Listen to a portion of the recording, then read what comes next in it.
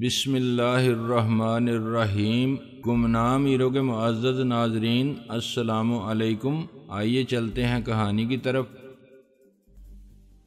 اس کے کسرتی بدن کو دیکھنے والیاں للچاتی ہوں گی۔ وہ ساحل پر ایک ٹھیلے کے پاس کھڑا ناریل پانی پی رہا تھا۔ اس نے دور سے آتی ہوئی اوما کو دیکھا۔ دور دور تک حسینوں کا میلہ لگا ہوا تھا۔ ان ہزاروں حسیناؤں میں اوما سب سے الگ اور پرکشش لگ رہی تھی۔ وہ قریب آ کر ناریل والے سے بولی، مجھے بھی ایک ناریل پانی دو۔ ٹھیلے والے ناریل کے اوپری کٹے ہوئے حصے میں ایک اسٹرا ڈال کر اسے دیا۔ وہ خوب رو زبان سے بظاہر بے نیاز رہ کر پینے لگی۔ وہ جیسے سحر زدہ سا ہو کر اسے دیکھ رہا تھا۔ اس نے پلاسٹک سرجری کے ذریعے خود کو اس قدر حسین اور پرکشش بنایا تھا کہ دیکھنے والے اسے دیکھتے ہی رہ جاتے تھے۔ وہ بولا، ہائے بیوٹی، میرا نام شیوا جی سادرن ہے۔ اوما نے پوچھا، کیا وہی شیوا جی جو اپنی فوج کے ساتھ پہاڑوں میں چھپ کر رہتا تھا اور اچانک مغل فوجیوں پر حملے کیا کرتا تھا؟ ہاں، وہ ہمارا ہیرو تھا۔ میرے ڈیڈی اس کے عقیدت مند تھے، اسی کے نام پر میرا نام رکھا ہے۔ لیکن پہاڑوں میں چھپ کر حملے کرنا بزدلی ہے۔ مسلمان اس شیوا جی کو پہاڑی چوہا کہتے ہیں۔ جو مسلمان فوجی ہیں وہ ایسا نہیں کہتے، کیونکہ اس زمانے میں شیوا جی جس فوج کی کمانڈر تھے، آج اسے ہم گریلا جنگ کہتے ہیں۔ دنیا کے ہر ملک میں ہمارے شیوا جی کے انداز کی جنگ لڑی جاتی ہے۔ مانتی ہوں دنیا کی ہر فوج میں گریلا اور کمانڈوز ضرور ہوتے ہیں۔ حسن ہے، شباب ہے، رنگین ماحول ہے اور ہم خشک باتیں کر رہے ہیں۔ تمہارا نام کیا ہے؟ اوما۔ میرا نام اوما جادب ہے۔ شیوا جی نے اچانک ہی چونک کر خلا میں دیکھا، پھر اوما سے کہا، سوری، میں ابھی آتا ہوں، کیا انتظار کرو گی؟ کوئی بات نہیں، تم جا سکتے ہو۔ وہ خالی ناریل کو ایک طرف پھینک کر جیب سے رقم نکالنے لگا۔ اوما نے کہا، بل ادا کرنے کا مطلب ہے واپس نہیں آؤ گے؟ اوہ نو، میں ابھی واپس آؤں گا۔ ناریل والے نے کہا، کوئی بات نہیں، شاب بعد میں دو۔ شیوا جی نے اسے مسکرا کر دیکھا، پھر پلٹ کر بہت آہستہ آہستہ قدم بڑھاتا ہوا جانے لگا، جیسے سوچتا ہوا چل رہا ہو یا کسی کی بات غور سے سنتا جا رہا ہو۔ اوما فوراً ہی اس کے دماغ میں پہنچ گئی۔ پھر اس نے حیرانی سے مہاراج کی آواز سنی جو کہہ رہا تھا، میں کیا بتاؤں کہ ہم باپ بیٹے کس طرح پھنس گئے ہیں؟ بتانے میں بہت وقت لگے گا۔ جس نے ہم پر تنویمی عمل کیا ہے وہ کسی وقت بھی آ سکتا ہے۔ چونکہ اس کے تنویمی عمل کے اثرات کی مدت ختم ہو گئی ہے، اسی لیے میں نے تمہیں سب سے پہلے مخاطب کیا ہے۔ ہم 5 یوگا جاننے والے فوجی افسران کے لب و لہجے کے غلام ہیں۔ اب وہ 4 رہ گئے ہیں، پتہ نہیں ایک کہاں چلا گیا ہے۔ آپ اور مہیش کہاں ہیں؟ ہم میکسیکو کے کسی پہاڑی علاقے میں ایک بہت بڑے بنگلے میں قید کیے گئے ہیں۔ کھڑکیاں باہر سے بند کی گئی ہیں، باہر کا منظر دکھائی نہیں دیتا ہے۔ تمام اندرونی دروازے کھلے ہیں۔ ہم بنگلے کے اندر آزادی سے ہیں، ہماری تمام ضروریات پوری کی جاتی ہیں۔ شیوا جی، تم میرے چیلے ہو، میں تم سے گرو دکشنا مانگتا ہوں، کسی بھی طرح ہم باپ بیٹے کو یہاں سے نکالو۔ اسی وقت اوما نے کہا، وہ امریکہ ہے، بچوں کے کھیلنے کا پلے گراؤنڈ نہیں ہے، صرف میں ہی تمہیں وہاں سے نکال سکتی ہوں۔ وہ دونوں حیرانی سے اس کی باتیں سن رہے تھے۔ مہاراج نے پوچھا، کون ہو تم؟ میں تمہارے لب و لہجے سے نہیں پہچان پا رہا ہوں۔ میں کوئی بھی ہوں، دشمن نہیں ہوں۔ آزادی حاصل کر کے اپنے دیش میں آ کر رہنا چاہتے ہو تو مجھ پر بھروسہ کرو، ورنہ رہو امریکیوں کے شکنجے میں غلامی کی زندگی گزارتے رہو۔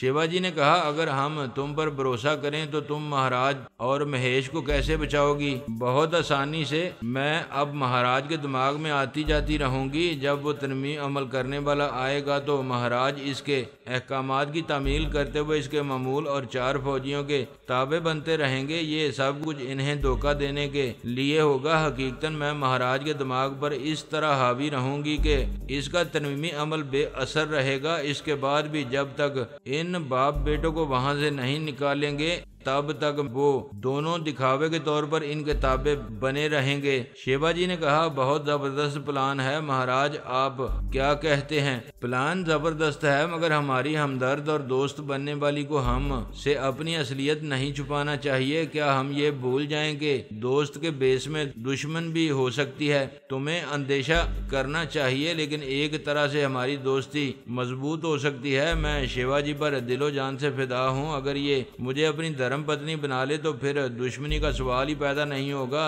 फिर तो मैं पति देव से अपना कोई राज नहीं छुपाऊंगी। शिवाजी ने खुश होकर कहा, महाराज इससे ज्यादा भरोसे वाली बात क्या हो सकती है। ये सचमुच भरोसे वाली बात है, मगर तुम अच्छी तरह सोच लो, अगर वो तुम्हें पसंद नहीं आएगी, तुम्हारे दरमियान लड़ाई होगी तो हम बाप बेटे को भी नुकसान पहुंचेगा। वो हंसते हुए बोली, इसकी फिक्र न करो, शिवाजी की नजरों से मैंने पहचान लिया है कि ये मुझे चाहता है, मुझे देख चुका है, मुझसे बातें कर चुका है और अभी मेरे साथ नारियल पानी पी चुका है। शिवाजी ने हैरत और मसरत से पलटकर दूर खड़ी हुई उमा को देखा।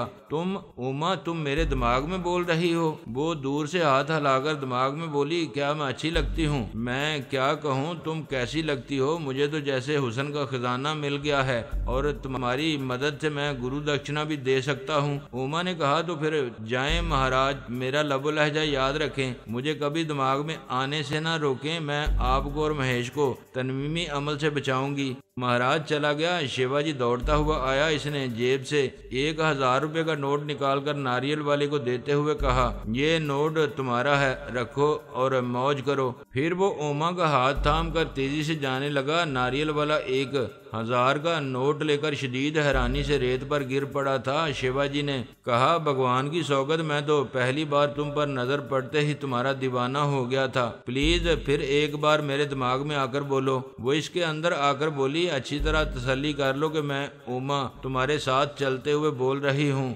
ओ गॉड, आज तो मेरे जैसा खुश नसीब कोई नहीं है, लेकिन पूरी खुशकिस्मती तब हासिल होगी जब मुझसे ब्याह करोगे। मैंने आज तक अपने बदन किसी को छूने नहीं दिया, ये बदन सिर्फ मेरे होने वाले पति के लिए है।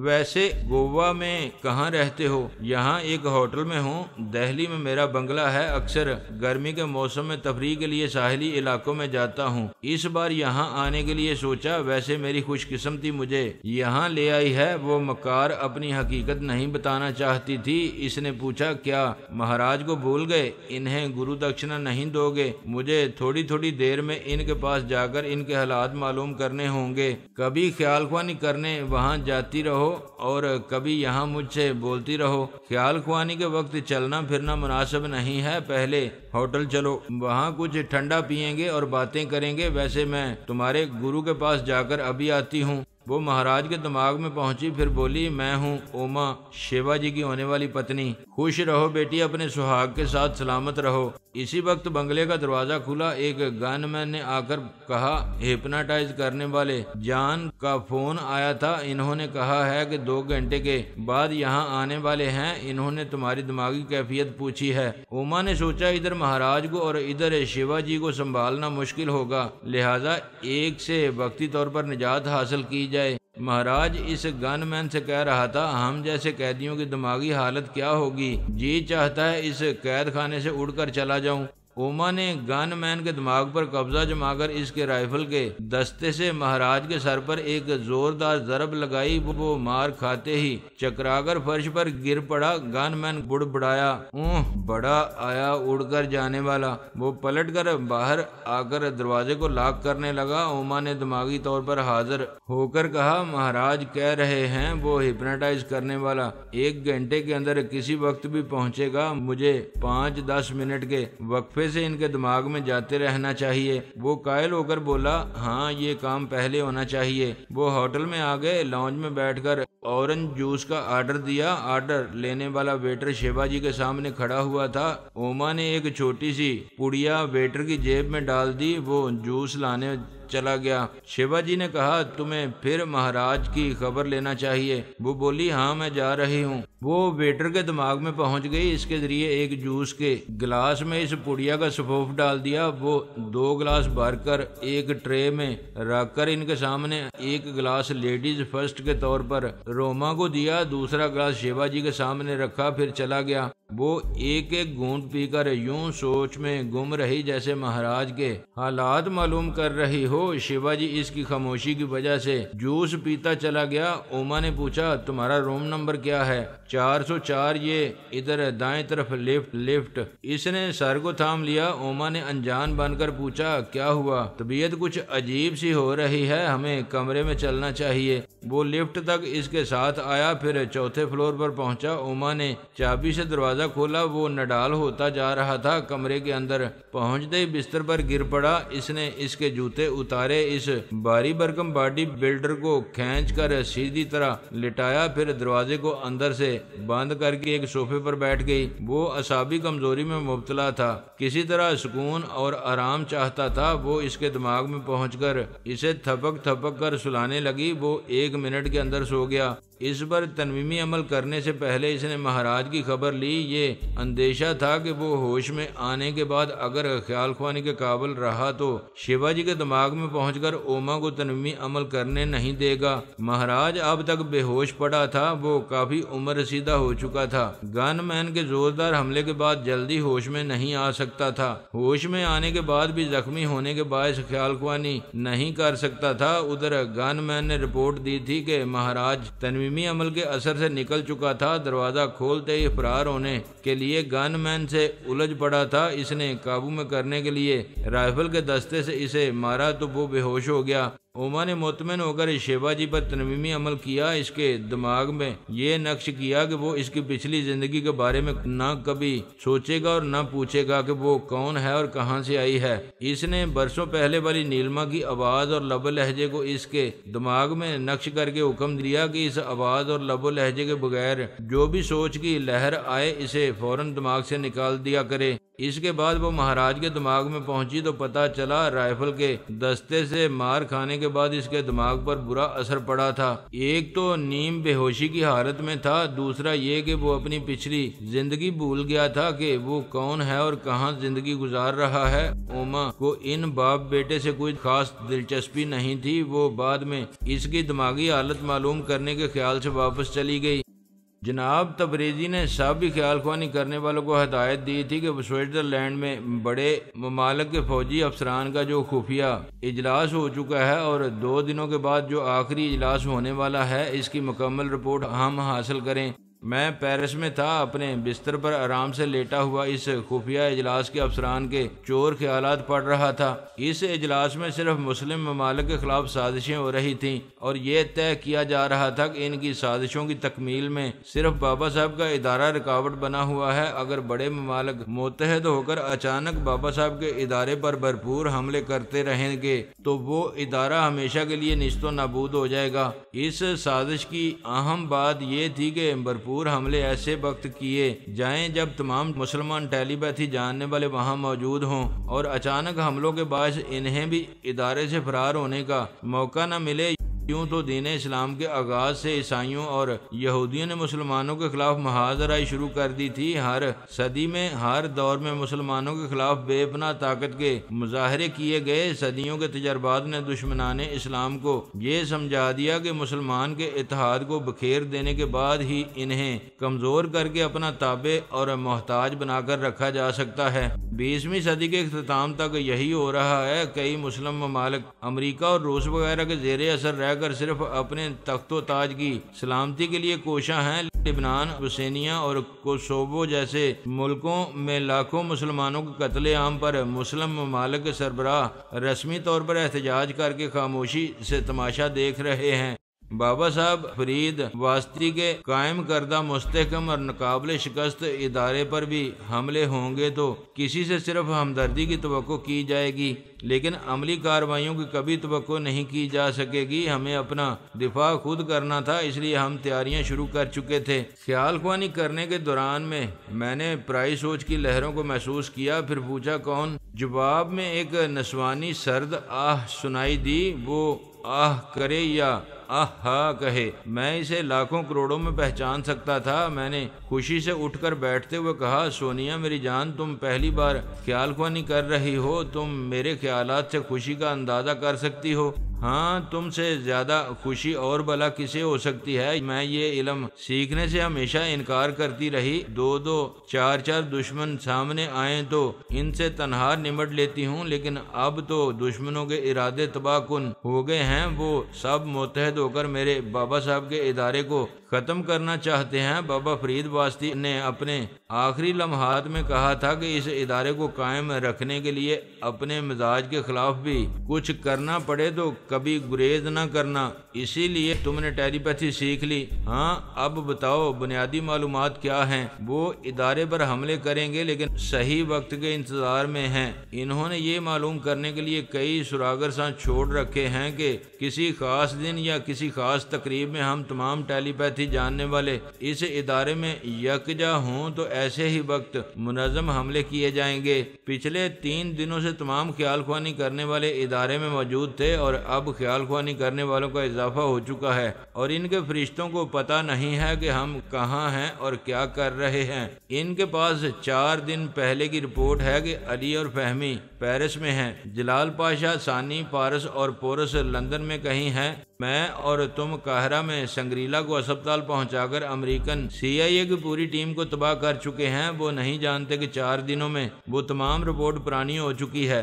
اب تمہارے کیا ارادے ہیں؟ انہیں ادارے پر حملے کرنے کے خواب دیکھنے دو، ہم انہیں مختلف معاملات میں شاک پہنچاتے رہیں گے۔ میں نے 2 مجاہدین اعظم کا مطالبہ کیا ہے۔ وہ مجاہدین 4 ایسے فوجی افسران کی قید میں ہیں جو یوگا جانتے ہیں اور انہوں نے اپنی حکومت کے اس حکم سے انکار کیا ہے کہ مجاہدین کو رہا کریں گے۔ فرہاد یہ امریکن ڈرامہ ہے، ڈرامہ ہونے دو، ان 4 رپوش افسران کو ڈھونڈ کر نکالنا ہے۔ انہوں نے 2 مجاہدین کے علاوہ مہاراج اور مہیش کو بھی کہیں چھپا کر رکھا ہے، یعنی وہ تعداد میں 8 ہیں۔ ہاں لیکن ایک خفیہ اڈے سے فرار ہوتے وقت وہ تعداد میں 6 تھے۔ ان 4 افسران کے ساتھ یا تو مہاراج اور مہیش تھے یا پھر وہ 2 مجاہدین ہوں گے۔ میں نے امریکی اکابرین کو سختی سے منع کیا ہے کہ وہ انہیں تلاش نہ کریں ورنہ وہ گرفتار ہونے سے پہلے دونوں مجاہدین کو ہلاک کر دیں گے، یعنی ہم خاموشی سے انہیں تلاش کریں گے۔ ہاں کوئی ایسی چال چلو کہ انہیں خبر نہ ہو اور ہم ان کی